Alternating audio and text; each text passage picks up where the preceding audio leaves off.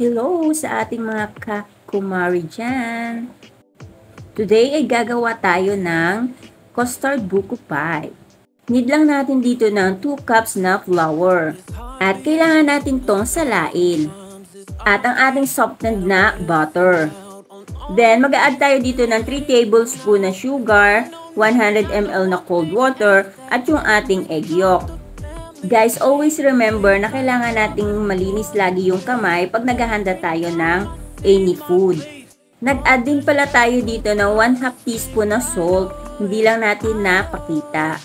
No need to use na dito ng mixer kasi madali lang naman itong haluin. And after that nga, ilagay natin ito sa cling wrap at ere-rest lang natin ito sa rep ng 30 minutes. At habang nga nag-iintay tayo ng 30 minutes, maghanda na lang muna tayo ng ating 6 pieces na whole eggs na large yung size.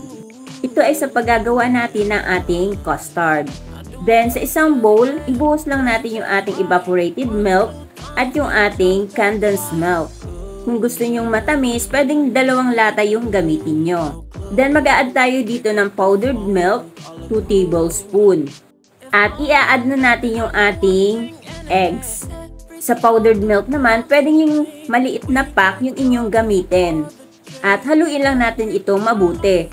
And always remember na kailangan nating salain ito ng 3 beses.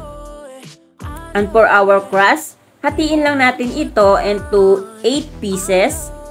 Then i-flatten natin to ng manipis.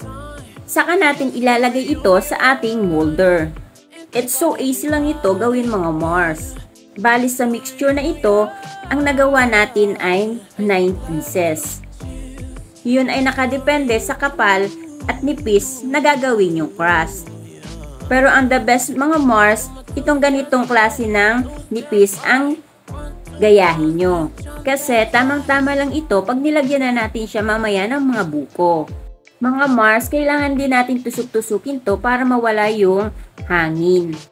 Maglagay na rin tayo dito ng buko. Itong ating buko ay hinugasan na natin para hindi ito mapanis. Isa din kasing dahilan na madaling mapanis yung ating buko pag hindi natin ito hinuhugasan. At maglalagay na tayo dito ng ating custard mixture.